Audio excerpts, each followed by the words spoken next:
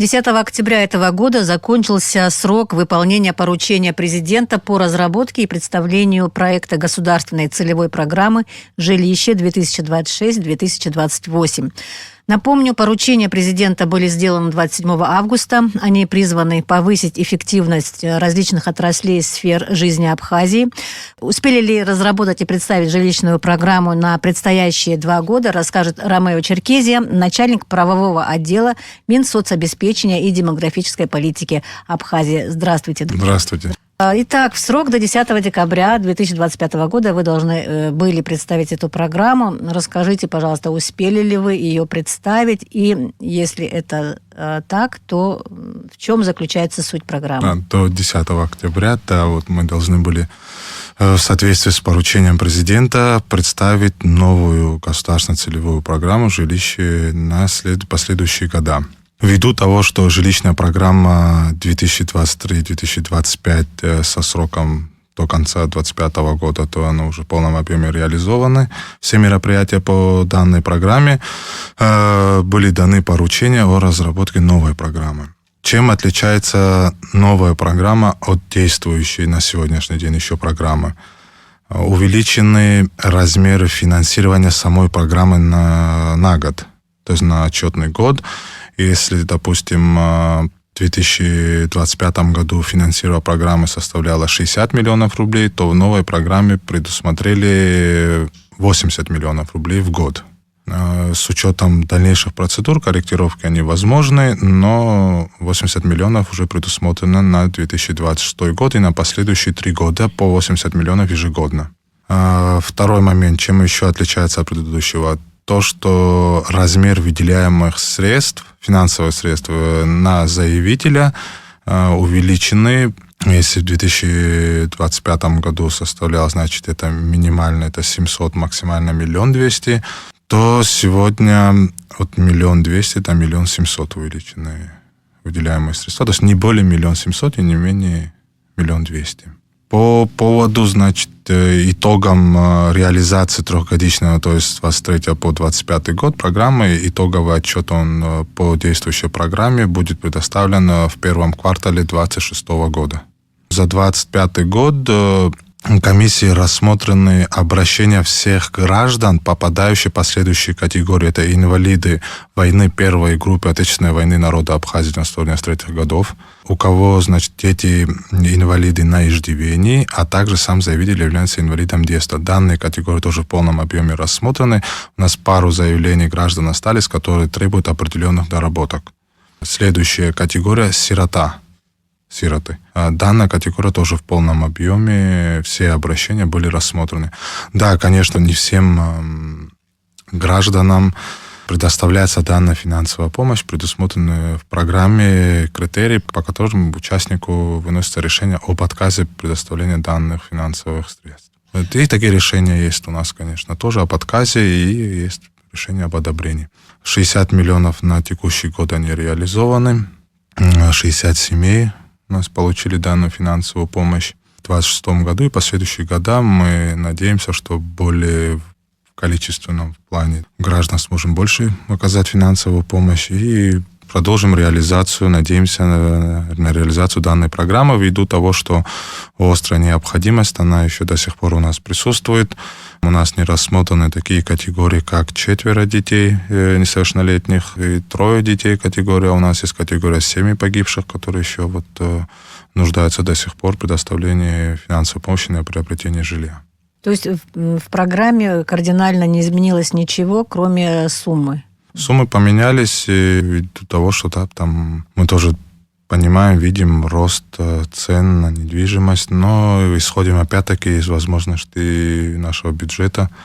И сегодня установлены в программе именно те суммы, в рамках которых мы можем исполнить реализацию данной программы. 1 700 000 – это максимальная сумма? Это максимальная сумма выплаты, да. Получается. Кому предусмотрена эта сумма? Каким категориям? У нас градация идет, в каком формате, значит, устанавливается размер выделяемых средств. На заявителя, то есть лицо, которое обращается к нам с заявлением, на одного человека не более 1 200 000 сумма предусмотрена. Это по новой программе. еще раз хочу подчеркнуть, что корректировки, они возможны, так как данная программа находится на одобрении в Кабинете министров. Дальше уже по регламенту, после одобрения Кабинета министров, данная программа уже будет утверждаться указом президента. 1 200 000 это на заявителя и по 100 000 на членов его семьи. Что еще в программе отражено? У нас критерии отказа, они не изменились. То есть решение об отказе комиссии выносится в том случае, если ранее было установлено, что заявитель обладал жилой площадью или на момент заявления обладает жилой площадью. И данная программа в соответствии с поручением президента в сроки представлена на одобрение Кабинета министров для принятия уже дальнейших решений. Ожидалось, что, возможно, помните, мы неоднократно беседовали на тему жилищной программы, и были такие пожелания, чтобы категории расширить людей, которые могут на нее претендовать, возможно, даже какую-то форму ипотеки опять, вот как это было прежде, ввести. Вот не было, скажем, намерения включить в программу намерения, значит, они есть, намерения, но опять-таки, как я ранее до этого сказал, все зависит от возможностей республики в финансовом плане. Почему круг лиц мы не расширили? Вот у нас был порядок, первоочередной порядок, это инвалиды войны первой группы, круглые сироты, лица, на иждивении которых ребенок инвалид или заявитель является инвалидом, они у нас были в первоочередном порядке. Объем количества заявлений, рассмотренных по данным категориям, уже сегодня в ходе реализации около 300 граждан получили данную финансовую помощь на приобретение жилья. Но мы параллельно также принимали такие категории, как 4 несовершеннолетних детей, 3 детей, семьи погибших. С учетом собранных материалов в заявлении не предоставлялось возможным расширение круг лиц, так как уже ранее взятые обязательства в количественном плане, то есть мы сперва данным категориям окажем помощь, а в дальнейшем уже поэтапно, ежегодно, уже в ходе реализации будет видна возможность включения и других категорий. Так как сегодня около 97 заявлений обращений, это у кого 4 несовершеннолетних детей, 187 это у кого 3 несовершеннолетних детей, около 57 заявлений это семьи погибшим. Да, по ним не всем будут приниматься решения об одобрении и будут решения об отказе, но данные заявления в первую очередь нужно рассмотреть по решению комиссии, и уже дальше будут приниматься соответствующие меры.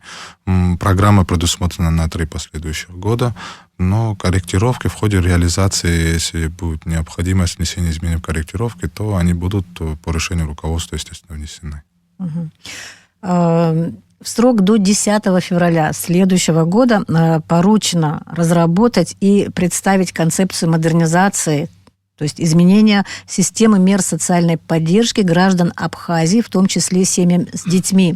Вот расскажите, пожалуйста, о том, какая работа уже сейчас ведется именно по этому поручению. Есть пока время, но тем не менее наверняка уже какие-то, скажем так, процессы идут по разработке. Да, время, конечно, исполнения данного пункта, оно предусматривает 26 год, 10 февраля, но на сегодняшний день, в принципе, сама концепция, она разработана, но требует определенных доработок. Определенные доработки будут осуществляться и будут исполнены в срок, указанных по данному поручению. Она по себе концепция очень сложная, и те меры, которые мы считаем необходимым, чтобы оно было, они будут представлены, в дальнейшем уже будут приняты соответствующие меры уже по применению его в процессах реализации. Хотелось бы иметь какое-то общее представление о том, что вообще включает в себя вот эта работа, что в конечном итоге нужно иметь, какой, не знаю, документ, какое... Исполнение концепции, она подразумевает...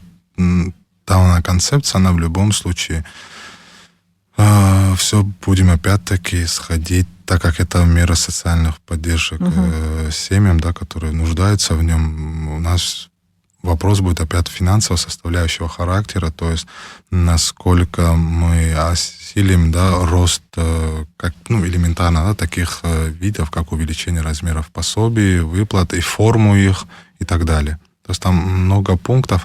пока не хотелось бы, да, вот прям его раскрывать в таком формате, потому что там необходимы определенные корректировки. Определенные корректировки будем мы вносить, исходя из мнения соответствующих ведомств, которые непосредственно будут принимать участие в дальнейшем ее реализации. А вот концепция, она в чем может помочь? Ну вот, да, вот сейчас вы разработаете концепцию, включите туда какие-то определенные пункты, там постулаты и так далее, да, там стратегию, может быть, какую-то и прочее.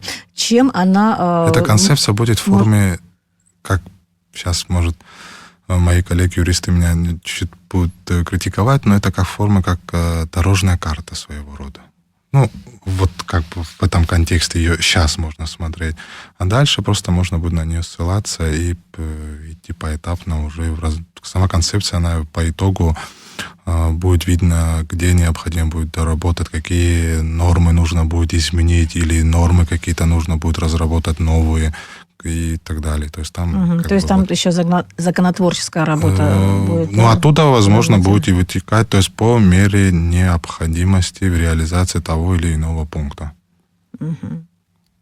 Это такая долгосрочная концепция. Там какой-то период есть определенный? Ну, пока сроки не установлены, но период, да, там не короткий. Заканчивается программа «Жилище-2025», она еще продолжается, вы уже частично о ней сказали. Что бы вы еще хотели отметить по итогам этой программы? Были ли какие-то особенности? Было легче ее реализовать, чем раньше? Или, наоборот, сложнее? Сложности в реализации программы, они никуда не делись, они присутствуют.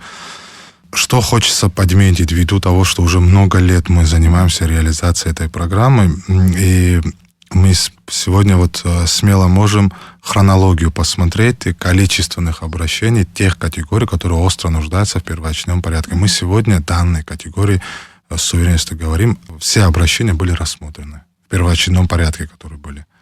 То есть это... Хороший результат из имеющихся всех возможностей. Спасибо вам большое, Ромео. Я напомню, что о проекте государственной целевой программы «Жилище-2026-2028», разработанной по поручению президента Абхазии, рассказал Ромео Черкезия, начальник правового отдела Минсоцобеспечения и демографической политики Абхазии.